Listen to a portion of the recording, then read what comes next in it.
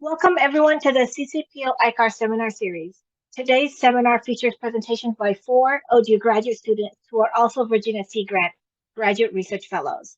The purpose of today's seminar is to give you a flavor of the coastal resilience research being conducted by the VASG Fellows here at ODU. The students are at different stages of their research and they're all studying a range of topics, so there's something for everyone. We will start with Saige Hill and her presentation on the evacuation behaviors and risk perceptions of college students in coastal communities, exploring the functionality of the false alarm and desensitization model. Saige is a public administration and policy PhD student in the School of Public Service. She also holds a Master of Public Administration, and her research interests include civic engagement, emergency management, public policy, and social justice. Saige is the recipient of 4 fellowships, including the Virginia Sea Grant Graduate Research Fellowship, the Bill Anderson Fund Fellowship, and the Mercator Center Frederick Bastiat Fellowship. The second presentation will be by Lauren Sommers, and the title of that presentation is Sediment Transport in Hampton Roads, Virginia using Delft 3D. Lauren is a PhD candidate in the Department of Civil and Environmental Engineering at Old Dominion University. In addition to being a Virginia Sea Grant Graduate Student Fellow, she is a past Virginia Space Grants Consortium Fellow and was recently selected as the 2023 Corner Fellow. Lauren enjoys the interdisciplinary field of coastal engineering and how it combines oceanography, applied mathematics, and computational modeling. Her research focuses on modeling sediment transport and the effects of sea level rise on coastal erosion. The third presentation is by Jem Baldisimo, titled Assessing the Vulnerability of Marine Ornamental Fishes in Data-Limited Situations. Jem is a PhD candidate in the Ecological Sciences program at ODU. And prior to coming to ODU, Jem worked in various sectors in the Philippines, including marine conservation, fisheries, and marine resource management, and environmental impact assessment. She is heavily involved with initiatives for women in STEM, bridging science and policy and diversity, equity, and inclusion at ODU and in the greater Hampton Roads area. Finally, Sierra Hildebrandt will present on DigiSPaT, Digital Shorelines for Public Awareness and Teaching. She is a PhD student in the Department of Biological Sciences at Old Dominion University. Her research focuses on the use of living shorelines as a shoreline stabilization strategy and their role in estuarine habitat conservation and restoration. She is working to develop a publicly available database of Virginia's living shoreline installations and evaluating the function of living shorelines over time. She's working with a professional mentor at Wetlands Watch to create outreach materials related to living shorelines. So now that I'm out of breath after telling you and sharing all of that information with you, I'll turn it over to Saige Hill for her presentation. Well, good afternoon, everyone. Thank you so much for inviting me to be here. Again, my name is Saige Hill, and my research is entitled The Evacuation Behaviors and Risk Perceptions of College Students in Coastal Communities. My research looks at vulnerable populations and considers their experiences with false alarms and desensitization as related to coastal hazards. Here's an outline of what I will cover in today's presentation.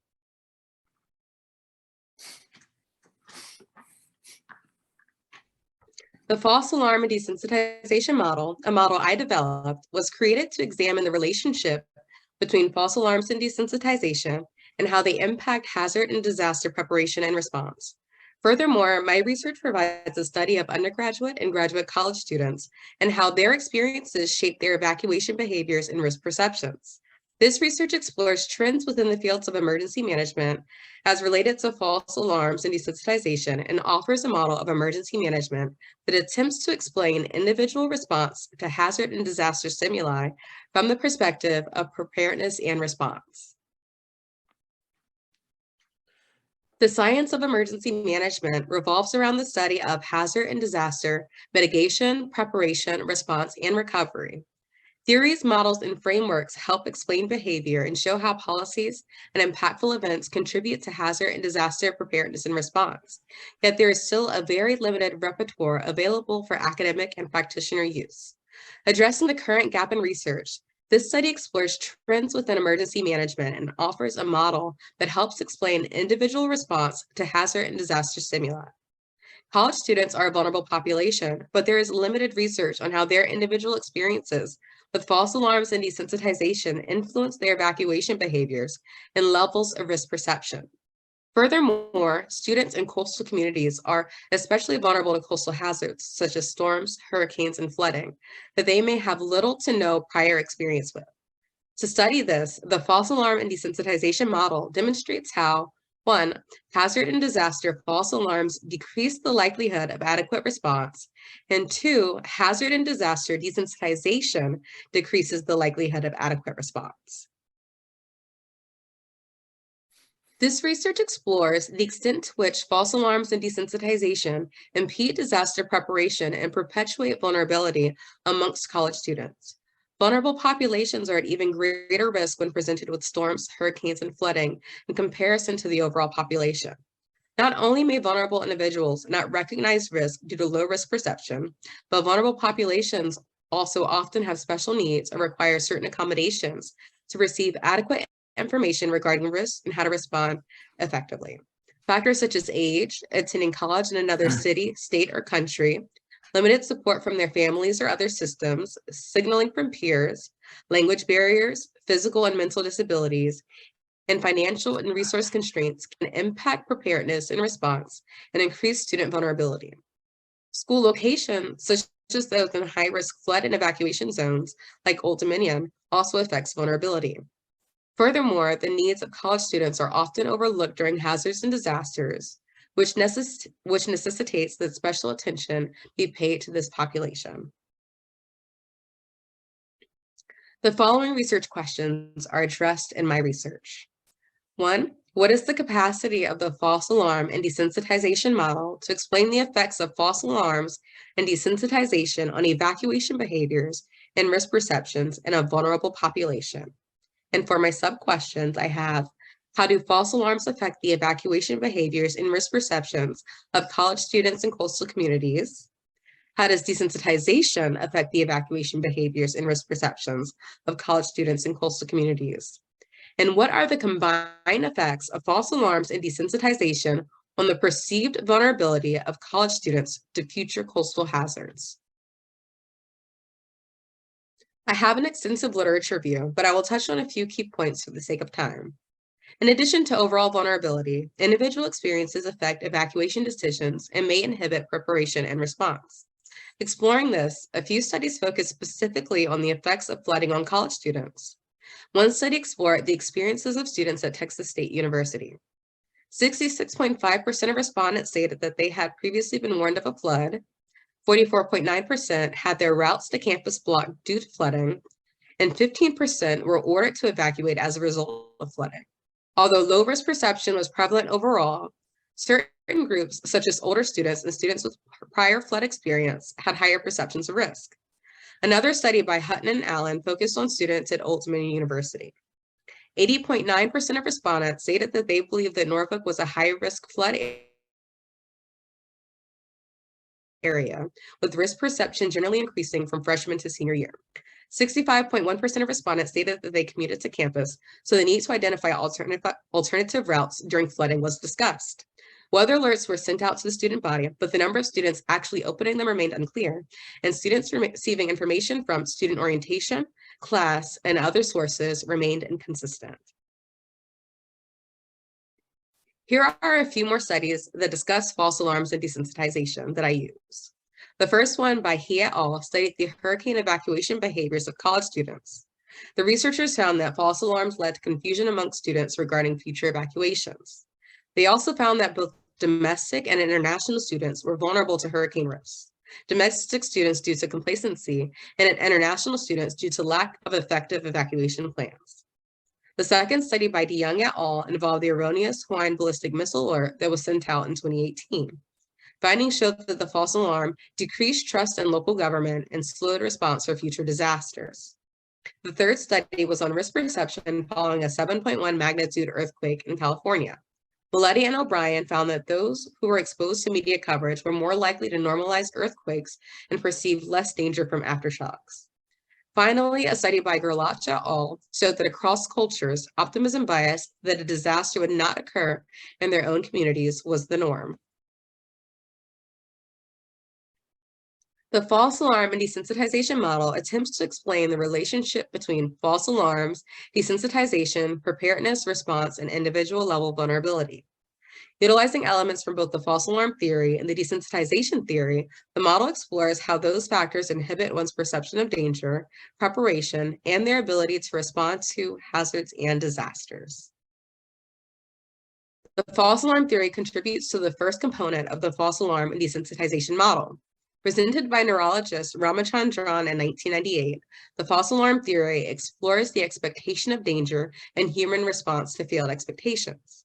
The theory highlights the paradigm shift between perceived danger and the realization that danger is not present, in other words, a false alarm.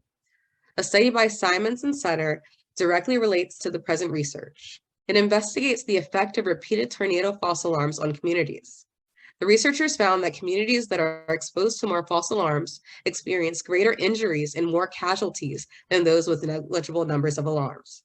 Similarly, a 2006 article by Barnes et al. Discussed the false alarm rate for different disasters. The authors stated, repeated overwarnings are often viewed as problematic in the warning community because of the anticipated complacency among the population being warned. The second component of the false alarm and desensitization model stems from desensitization theory. Desensitization is the principle that as exposure to a stimulus increases, response to the stimulus will gradually decrease. The concept of systematic desensitization was originally conceived by Jones, a developmental psychologist, in 1924 to treat a child of his phobia of rabbits. In relation to mass communications, desensitization theory has been studied to explore the relationship between media and viewer response. Media containing sex, violence, drugs, drinking, and foul language are rampant, thus leading to the gradual desensitization of viewers over time. Exploring this theory, in a 2009 article, Fancy et al. Studied the effects of repeated exposure to comedic and violent media. Participants showed desensitization over time that correlated with each exposure. Following the same model, frequent news coverage of the impacts of hazards and disasters desensitizes the public. The model summary is as follows. Hazard and disaster false alarms decrease the likelihood of adequate response during subsequent events. Hazard and disaster desensitization decreases the likelihood of adequate response during subsequent events. Both factors impede risk perception and ultimately lead to failure to prepare for and respond to future hazard and disaster events. This figure provides a graphic depiction of the false alarm desensitization model.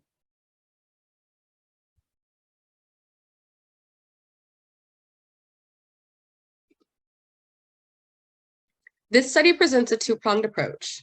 Two focus groups, each with approximately 10 participants, have been conducted. The focus groups were used to improve the model and student survey questions. I'm currently in the process of deploying the mixed method survey to college students to gauge their evacuation behaviors and risk perceptions when presented with coastal hazards. There is a goal of surveying 600 students across 3 institutions in Hampton Roads. Quantitative data will be analyzed using SPSS, and qualitative data will be analyzed using MaxQDA. Aside from general limitations of each data collection method, there are a few limitations to the overall research. One limitation is that the false alarm and desensitization model is a new concept. It is yet to be tested, so some alterations may be necessary to improve the model. Another limitation is that the initial research will be based solely on coastal hazards and analyzed through the lens of the college population. This analysis will also only include colleges and universities in the Hampton Roads. The lack of time and resources for data collection and analysis is another limitation. A larger team with more resources would be able to expand the analysis, but that is not feasible in the present study. My research explores the intersection of false alarms and desensitization as a joint phenomenon rather than separately, thus creating a new area of research within hazard and disaster studies. Furthermore, this research addresses a vulnerable population with unique experiences and needs, college students. My research is also applicable to other populations and can be expanded to other disasters, and perhaps more importantly, it has the potential to save lives through influencing policy change and theory development. I hope that the findings from my initial study will lead to further research on false alarms and desensitization and promote coastal resilience in Hampton Roads and beyond. This concludes my presentation. Thank you so much to CCPO-ICAR, Virginia Sea Grant, and especially Dr. Youssef, who has been guiding me through my research as my committee chair. Thank you again, and I look forward to your questions. So once again, thank you guys for showing up to our talk. I'm going to talk about sediment transport today and how I'm using modeling to try to get an idea of coastal erosion in the Hampton Roads area. Human beings, we really like to live close to the shore. We like to live close to water. And even though we know that hazards are increasing along the coast, it is still developing there faster than much of the country. So we know the risk of floods is increasing, but we also have to think about sea level rise and how that factors in to the whole flooding situation. And that is not uniform everywhere. There are a lot of factors that impact regional sea level rise. So we have the land movement changes, like in this area in particular, with water extraction, that vertical land motion, there are changes in atmospheric conditions and heat. But yeah, so we need to think about not just sea level rise in total, but just also regionally. And then, as most of us know, we have a greater sense and risk of flooding when the storm surge is paired with high tides. So the area of interest in our study is from Norfolk to the North Carolina border. So that includes Virginia Beach. The reason we want to look at this area is that it has one of the highest levels or rates of sea level rise on the East Coast. It has a lot of important infrastructure for our country, including the largest Navy base in the world. And it is extremely populated in this area, and it has some of the largest cities in Virginia in the Hampton Roads region. So why do we need a modeling framework? Well, there's a lot of complex interactions. We have waves, tides, overland flow, but we also have topography change. There are a lot of models that are hydrostatic. So that means that you kind of just add the same amount of water. It's like a bathtub, and the bottom bathymetry does not change. But we know if there's larger waves and storm conditions, that bathymetry and topography will change. Another really challenging part is that we have different timescales of coastal erosion. We have the long scale, like decadal changes and seasonal variability, but then we also have short-term events such as storms that create a huge impact along our coasts. So yeah, the goal is to improve the predictive modeling framework for these coastal hydrodynamics, and then with that, get an idea of sediment transport and coastal erosion in this region. Okay, why are we not? Okay. To do this study, we're using Delft 3D and XBeach. They're both really popular modeling software programs that are used for these types of projects. They can simulate coastal, estuarine, and riverine processes, and can solve those complex interactions between flow over the landscape. And then XBeach is another open source numerical model that does a great job of simulating the hydrodynamics and morphodynamics and the impacts along sandy coasts. So here's a look at the model development of our first layer. The first level of model has a much higher, or I guess poorer resolution on larger grid size. We looked at having grids that are about 190 by 72, 75 meters. They do vary, but I just wanted to zoom in so you can get an idea about how big that is for the area. So zoomed in is a part of Norfolk, like we have Willoughby Spit up here, and just in the area north of ODU, just so you can get an idea about how big that grid size is. To plug in our boundary conditions, we had atmospheric conditions, the U and V wind components that we got from the National Centers for Environmental Prediction. We have the atmospheric pressure, and that's from the climate forecasting system. And our bathymetry we have two different bathymetry products that we're using, and they're from the coastal relief model.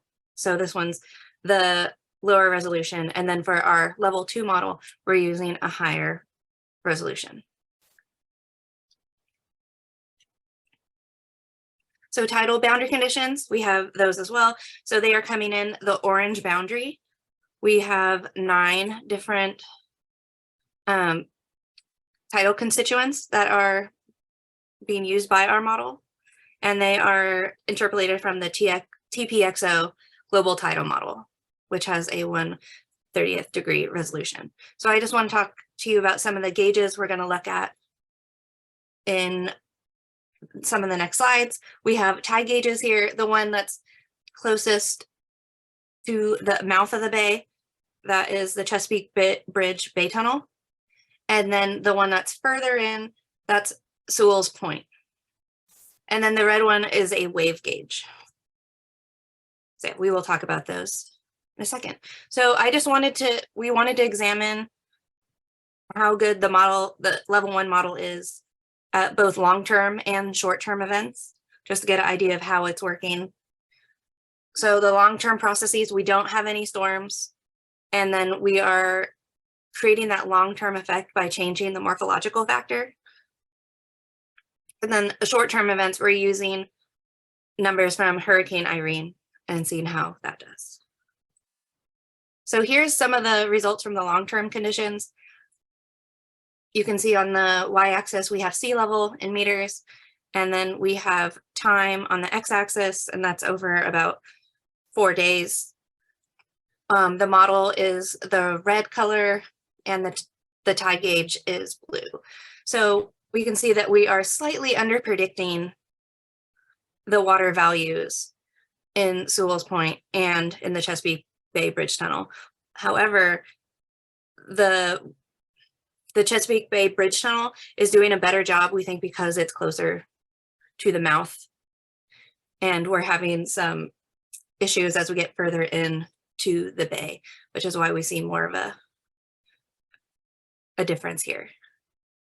But at least the phasing matches well, and the amplitude could use some work. So we did adjust the knobs to try to get it closer by changing the friction factor and things like that.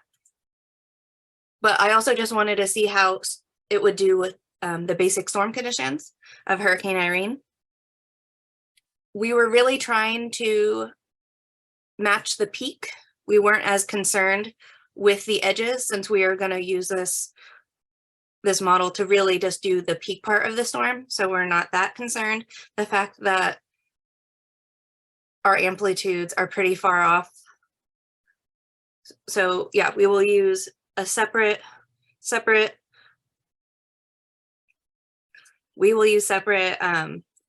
friction factors when we're looking at the storm part, so the short term versus the long term, to try to pair these together. But it still agrees fairly well.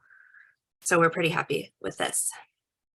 And then lastly, I wanted to just look at one of the wave gauges and see how the significant wave height looks compared to our modeled wave height. And they do agree fairly well over the Hurricane Irene. So our future work is we want to set up we're working on a second layer. So this is a much finer resolution. We were looking at maybe a variable grid size that goes from 5 meters on the coast to 100 meters. So like a telescoping grid as it goes out, to try to capture more of the sediment transport that we are trying to see. So currently we're working on how do we actually connect this level 1, level 2, and storms and long-term all together. We're going to start with our Delft 3D nested model, which is what I just talked about. So our levels 1 and possibly level 2, have those run for long-term conditions. And then we have a statistical we have like a random sampling on the side where it selects for storms. And then we run those storms in XBeach. And then that then produces a bathymetry / topography that we will use in the next run. But the tricky part is that we're trying to figure out how to exactly add that sea level rise so that it's actually real, because we were looking at maybe putting the sea level rise in the Delft 3D portion, but when we change the morphological factor, it under and over predicts dramatically. So that's just something we're working on. And then we've noticed our model is having some issues, as other models have, with Delft 3D in general. It's having a big problem trying to build the beaches back up. So during the summer, our beaches and berms build back up, and we're just seeing constant erosion, which is pretty common in literature. So we're doing a pretty thick literature review right now, seeing what other methods people are doing. Some people just put a large amount of sand, like do they just pretend it's like a beach nourishment to help deal with this net, or yeah, just this constant erosion. We were looking at that. And then there are other people who are using a third modeling software to try to build those dunes and berms back up. So yeah, we are looking at that so we can have a more realistic value. Because yeah, currently it's just like, you see erosion, then more erosion, more erosion, more erosion. And we need to find a way to build those beaches back up. Yeah, so we're just trying to figure out how to do this without a wave resolving model, because those are highly computationally expensive and will not work for what we're doing with the large area that we're trying to cover. So yes, we are trying to quantify those short and long-term erosional events and how it will impact Hampton roads. So yeah, thank you.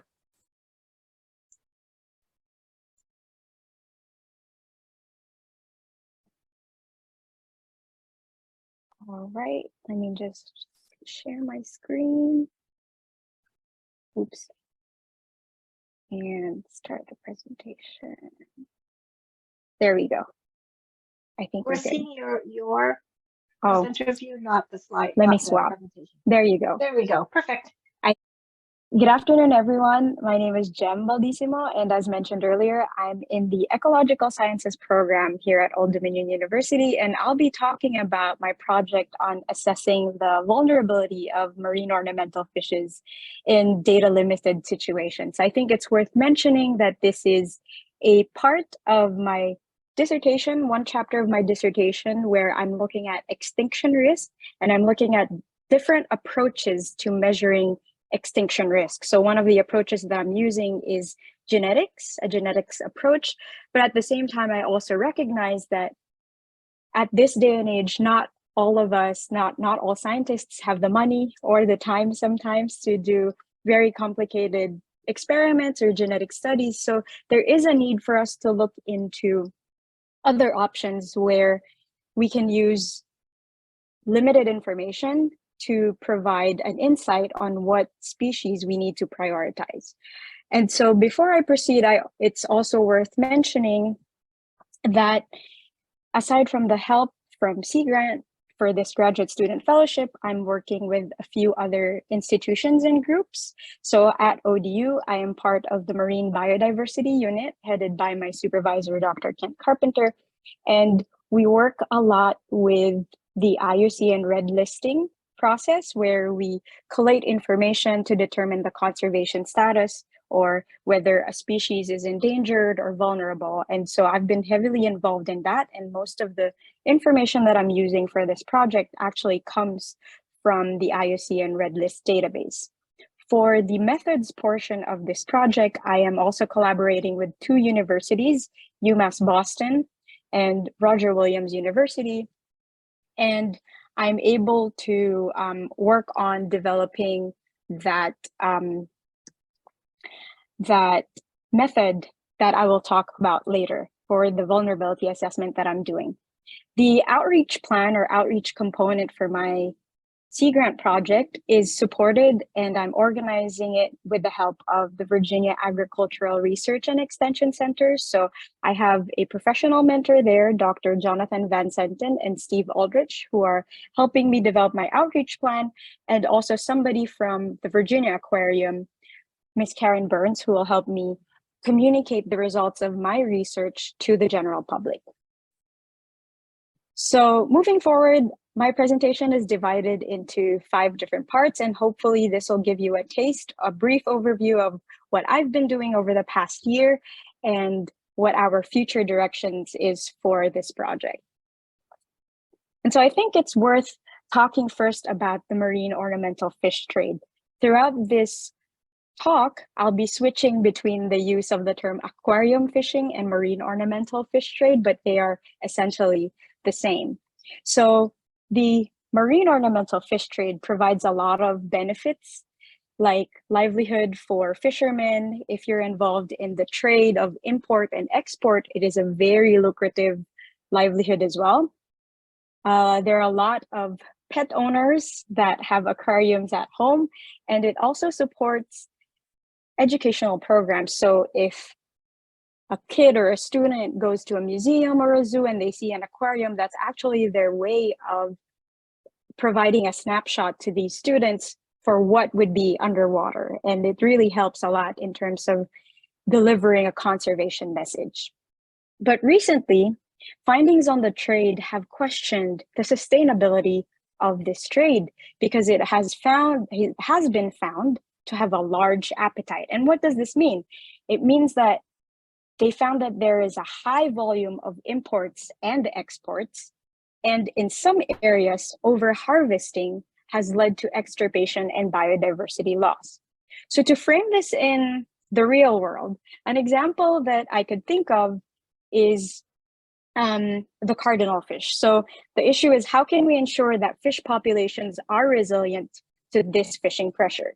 So talking about the Bangay cardinal fish, this is a very popular aquarium fish. It's endemic or only found in the Bangay archipelago in Indonesia. And what happened was they found out that the populations of this endemic fish is threatened by ongoing habitat degradation and harvesting for the trade. So in 2007, the IUCN, so the IUCN is this, you can think about them as the UN that declares and studies a fish species, and they say this is now vulnerable or endangered. So they did their assessment and they declared it as endangered.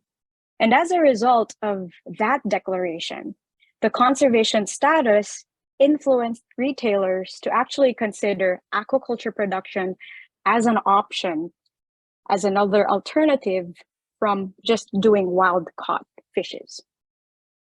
So how is this relevant to the US or Virginia? You might be thinking that was in Indonesia. Well, the marine ornamental trade or the aquarium trade is relevant to us because the US is actually on the demand side of things. The US is the top importer of these fishes. And, they thought aquaculture could be an alternative. This could provide more jobs in the US for if they engage in aquaculture. And specifically here in Virginia, there was a marine ornamental aquaculture programming that began, and the Marine Ornamental Initiative was created in 2015. And this is actually an academic and industrial collaboration that involves Virginia Institute of Marine Science, Sea Grant, and Virginia Tech. And this is where my project actually comes in. I would like, through my project, to help create a priority list of species for research and conservation by assessing the vulnerability of marine ornamentals to overfishing despite data limited situations. So I've mentioned earlier, as a researcher, sometimes we don't really have a lot of access to these data, but we need to inform policymakers of what has to be researched, what has to be conserved. And so dealing more specifically with what vulnerability is, a vulnerability assessment for these aquarium fishes could be a basis for management interventions. So vulnerability as a concept is defined as the potential for stock productivity to be diminished, whether it be direct or indirect fishing pressure. And when we measure vulnerability, we look at two major factors. So you look at productivity, and this means the life history of the fish. So this would be, for example, does the fish lay a lot of eggs? How long does the fish actually live?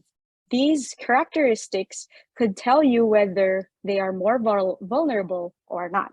And then the second aspect of vulnerability is susceptibility. So when we talk about susceptibility, these are the external factors that may affect your stock. For example, in the trade, do we export thousands and thousands, or do we just export 1,000 a year? And so if you have less fishes that you export, then maybe they're less susceptible. So the interplay of those two factors, productivity and susceptibility, is what we are looking at in terms of determining vulnerability of a species. So it has been found that it could be a basis for management interventions, but unfortunately, it's still lacking for most aquarium fishes. And so the method that we were looking at using is the productivity susceptibility analysis, or PSA. Here in the US, NOAA uses the NOAA toolbox that allows you to calculate for the vulnerability of a species. And they've tested this in the past on 6 US fish stocks. Now, recently, there were 2 studies that revised it so that it could be more appropriately used for marine ornamental fishes. And my collaborators from UMass Boston and Roger Williams University are actually, they did this second paper. So we're collaborating with them to expand what they did before for 20 species and doing that for 250 species. And as an overview, what that process looks like is we start with data collection. So we look at different databases. So one is the IUCN Red List. We look at published literature. We cull out information from FishBase and then look at hobby websites as well. And then we proceed with the scoring. We scored 6 productivity factors, 7 susceptibility factors, and we put different weights for these factors. And then we end up with a vulnerability score right here that is calculated through this formula that was formulated by the NOAA toolbox. And then in the end, you end up with the vulnerability ranking. So after you score everything, you can determine based off of your list, which one is more your priority list of species. And so what's our progress for this project? So we just finished scoring and calculating the vulnerability for the top 250 species. And we found out in this process of looking through all the data that a lot of the life history information is really missing or uncertain, even to this day. So I was talking earlier about doing something for a data limited situation, but even using this tool, we find that we still don't even have enough data to really get and parse out for this calculation. So what we ended up doing for some of them was we used the closest species or the genus level, or even in extreme cases, we had instances where we would generalize at the family level.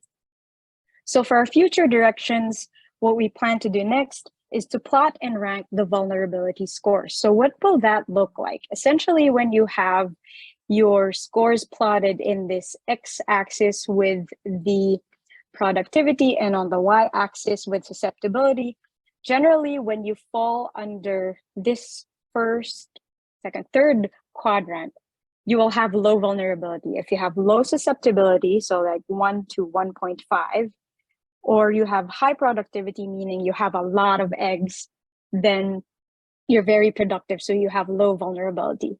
But there are cases, for example, if you all look at this humpback grouper right here, it has low productivity, a low productivity score, and high susceptibility. And so if it falls in that quadrant, then it'll be a priority for conservation and research. We want to go through doing a country level PSA, especially for the Philippines, because this is one of the top exporters. And lastly, the plan is to communicate all the results of our research and provide them this information to the industry and stakeholders, and hopefully create public awareness and education on the vulnerable species. And so this is my last slide, and I hope this sort of gave an overview to everyone about how we're bridging the gap between science and policy in order to shape future conservation actions. Thank you. So good afternoon. Again, my name is Hildebrandt, and I'm an ecology PhD student here at Old Dominion University and Dr. Taylor Slowey's Wetland Plant and Restoration Lab. And I'm here today to present my Virginia Sea Grant research, which is DigiSPaT, Digital Shorelines for Public Awareness and Teaching. And I did receive this fellowship this past fall, so I'm going to be focusing much of my talk today on my outreach activities and the research that I have completed so far.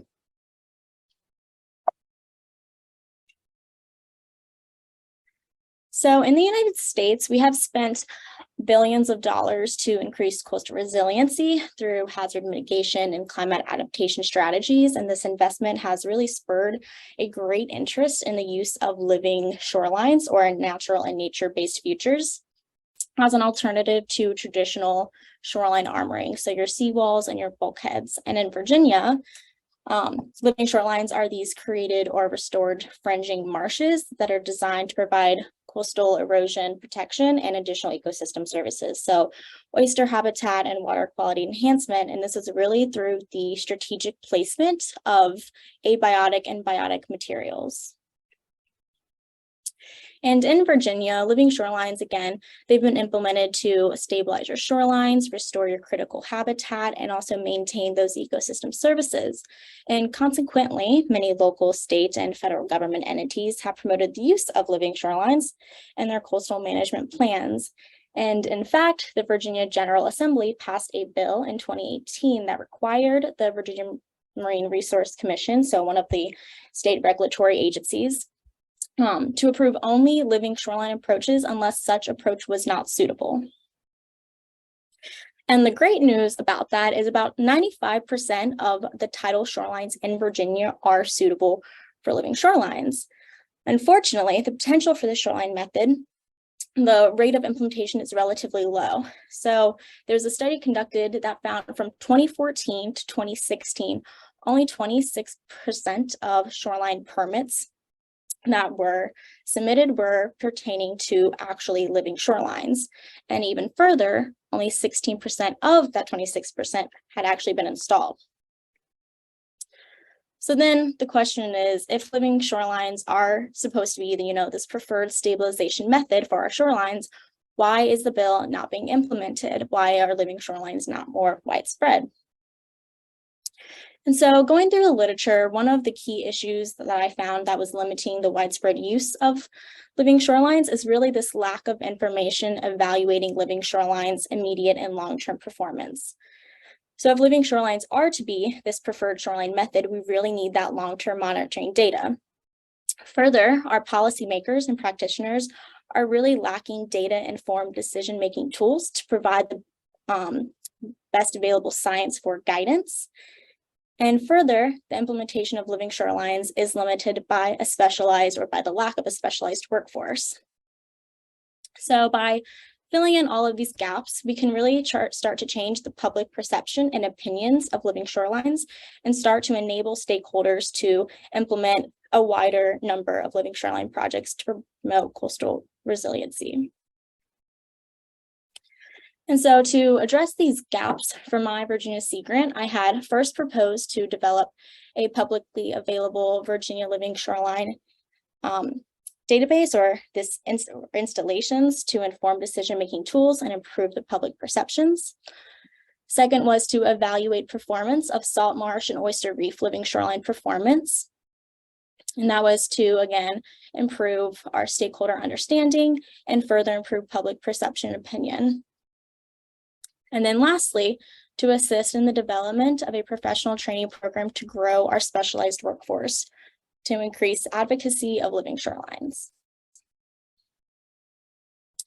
And to help me along the way, I have put together quite a great research team. I have my PhD advisor, Dr. Taylor Slowey, who again is the PI of the Wetland Plant and Restoration Lab.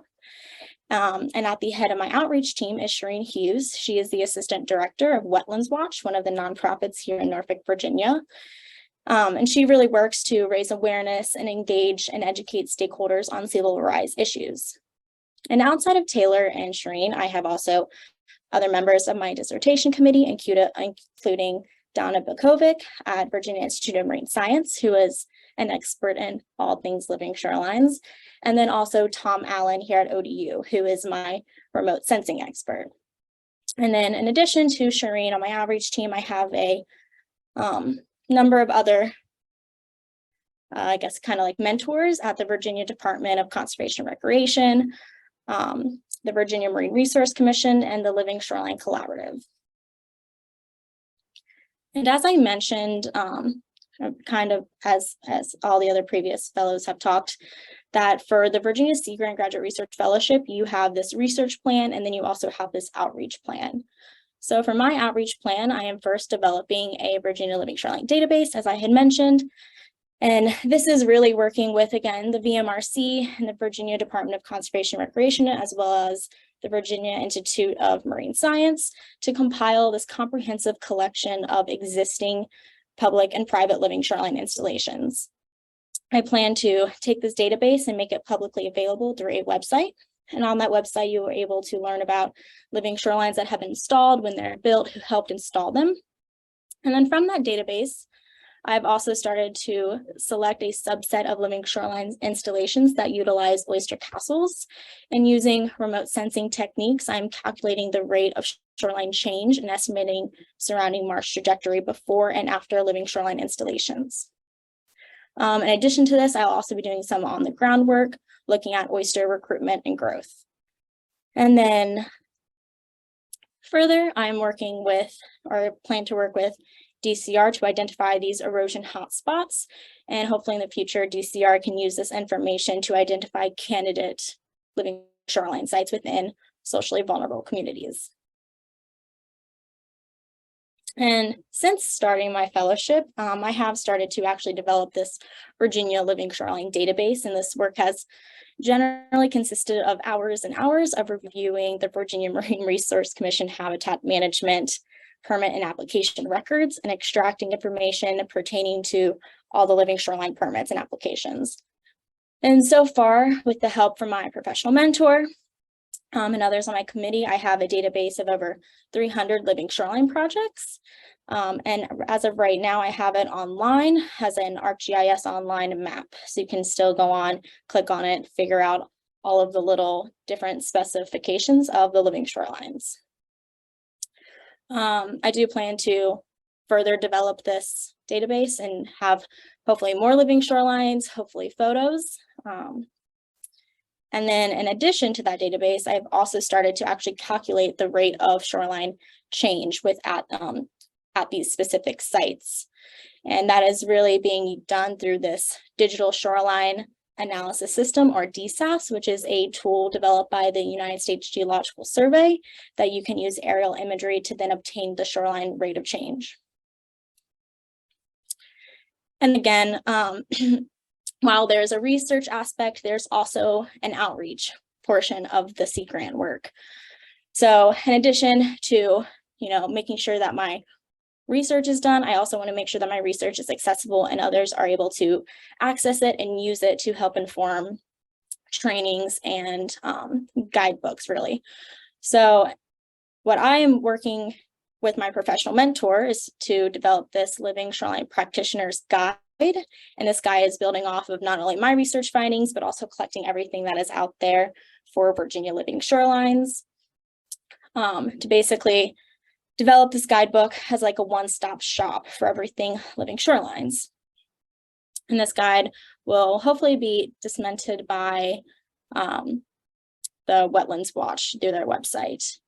And then in addition to my practitioner guide, I am also working with my professional mentor to develop curriculum and training resources for individuals who are installing and designing living shorelines. So again, I've only been doing this for a semester and some change of a semester. However, I've already started to complete a lot of my outreach work. As you can see here, I've already started working with Wetlands Watch to develop this Living Shoreline Practitioner Guide, which is again acting as that one-stop shop for all things living shoreline resources. This book, as of right now, is including your site evaluation, design and construction information, as well as permitting, maintenance and monitoring, and then cost and cost share programs available. And further, I have been working on the development of training materials that is going to be used for this 3-day workshop in March that's being hosted by the Chesapeake Bay Landscape Professionals and the Living Shoreline Collaborative. And at this point, a lot of my work for that training and curriculum development has mostly been helping to clarify the permitting process through the development of diagrams and additional case studies, interviewing various living shoreline practitioners and professionals to help identify training needs, and then also putting together specific case studies. What was a successful living shoreline? What wasn't a successful living shoreline? Why was it not considered successful? Things like that to kind of help smooth not only the permitting process, but installation process. So wrapping all of this up, I think it's really important to mention that there's a lot of players involved in living shorelines. It's not just restoration scientists or engineers or ecologists. It's all of these people together and more disciplines, if anything.